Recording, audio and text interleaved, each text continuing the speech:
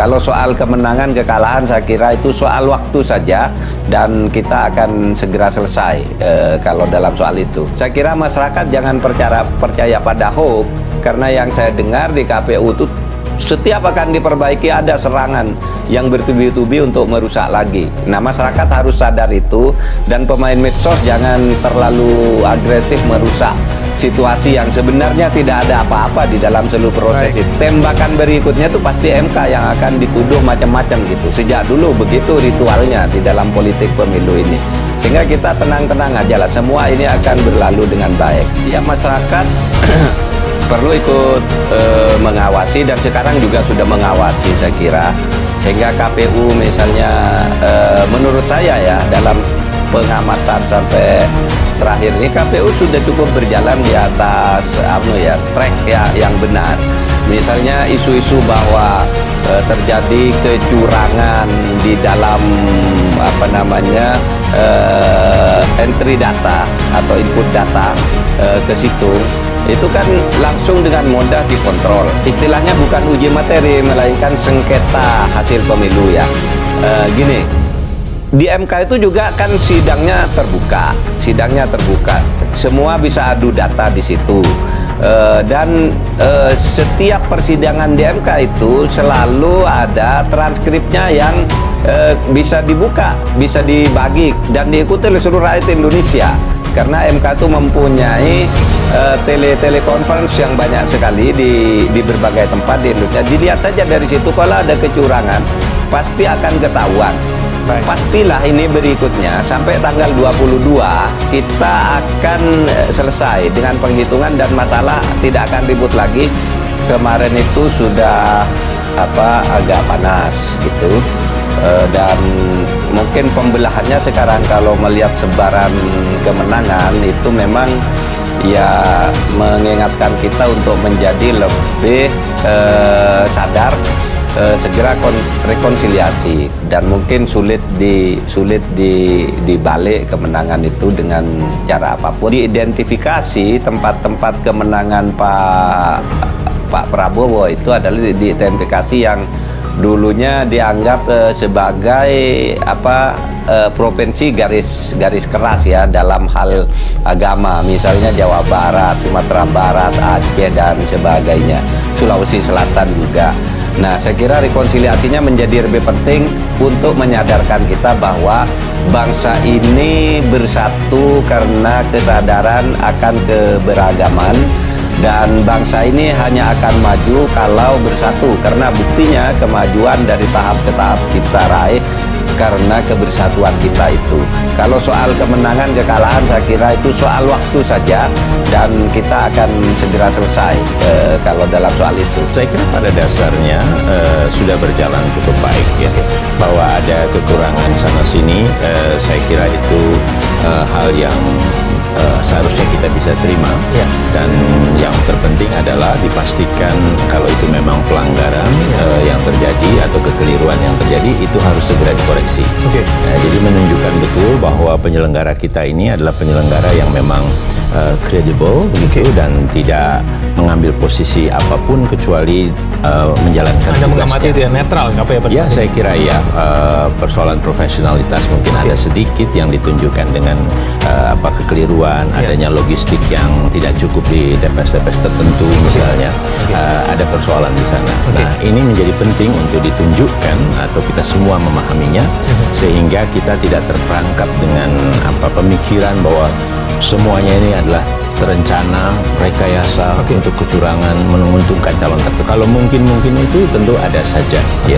Tetapi itu bukan sesuatu hal yang mudah dilakukan, bahkan saya katakan sangat sulit. Karena apa? Karena memang hasil dari bawah itu sudah diketahui oleh semua. Setiap peserta mempunyai pegangan dari salinan hasil di bawah. Jadi yang mengontrol, mengingatkan, mengecek itu banyak sekali. Dan proses rekap itu juga terbuka.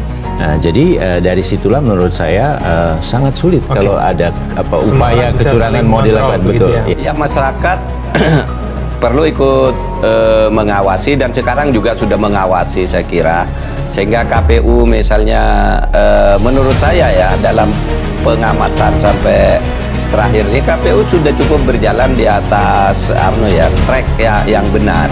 Misalnya isu-isu bahwa terjadi kecurangan di dalam entry data atau input data ke situng, itu kan langsung dengan mudah dikontrol, karena misalnya ada entry data tertulis 180 itu salah, kan di samping itu kemudian ada scan form C1-nya yang menjelaskan bahwa yang benar ini, sehingga yang nanti yang dipakai di C1. Yang kedua, sampai dengan tadi malam itu kesalahan entry data itu hanya 87 dari 179.000 TPS yang sudah di entry.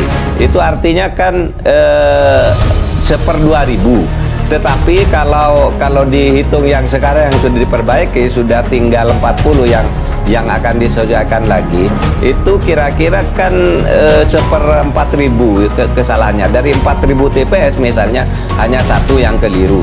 Tapi ini bukan untuk membenarkan kesalahan ya. Oleh sebab itu, saya kira masyarakat jangan percaya pada hoax, karena yang saya dengar di KPU itu setiap akan diperbaiki ada serangan yang bertubi-tubi untuk merusak lagi. Nah, masyarakat harus sadar itu, dan pemain medsos jangan terlalu agresif merusak situasi yang sebenarnya tidak ada apa-apa di dalam seluruh proses itu. Istilahnya bukan uji materi, melainkan sengketa hasil pemilu ya. Gini, di MK itu juga kan sidangnya terbuka, semua bisa adu data di situ. Dan setiap persidangan di MK itu selalu ada transkripnya yang bisa dibuka, bisa dibagi dan diikuti oleh seluruh rakyat Indonesia, karena MK itu mempunyai telekonferensi yang banyak sekali di berbagai tempat di Indonesia. Dilihat saja dari situ, kalau ada kecurangan pasti akan ketahuan. Pastilah ini berikutnya sampai tanggal 22 kita akan selesai dengan penghitungan dan masalah tidak akan ribut lagi. Tembakan berikutnya itu pasti MK yang akan dituduh macam-macam gitu. Sejak dulu begitu ritualnya di dalam politik pemilu ini. Sehingga kita tenang-tenang aja lah, semua ini akan berlalu dengan baik. Jadi kita perlu cek betul kalau ada pemberitaan di media sosial misalnya, jangan terlalu mudah kita menerima bahwa itulah faktanya, itulah sesungguhnya yang terjadi, karena banyak sekali misinformasi, disinformasi, bahkan totally bohong begitu ya. Seolah-olah semuanya ini curang, semua ini kacau dan seterusnya. Jadi hati-hati, dan juga jangan mudah kita meneruskan itu penyebarannya. Nah, sebetulnya kita sendiri juga bisa mengecek gitu. Jadi kalau diberitakan bahwa ini ada dirubah hasil gitu di TPS tertentu, ini ada, coba sekarang kemudian kita cek ke portalnya KPU itu sendiri begitu. Dan saya yakin kalau memang itu betul ada kekeliruan ataupun perubahan yang memang terjadi di TPS yang bersangkutan, seperti Pak Mahfud katakan tadi, KPU sudah mendengar, kemudian dia langsung mengecek dan dia langsung merubahnya begitu. Kalau melihat ternyata tidak ada lagi, bisa itu memang berita sejak awalnya hoax, atau itu memang betul, tapi kemudian koreksi sudah dilakukan gitu. Sehingga kita juga akan betul-betul yakin bahwa memang penyelenggara kita ini responsif terhadap masukan catatan dari masyarakat juga begitu. Nah, jadi keyakinan hal tersebut, dan KPU sendiri harus betul-betul memastikan dirinya bekerja sesuai peraturan yang berlaku.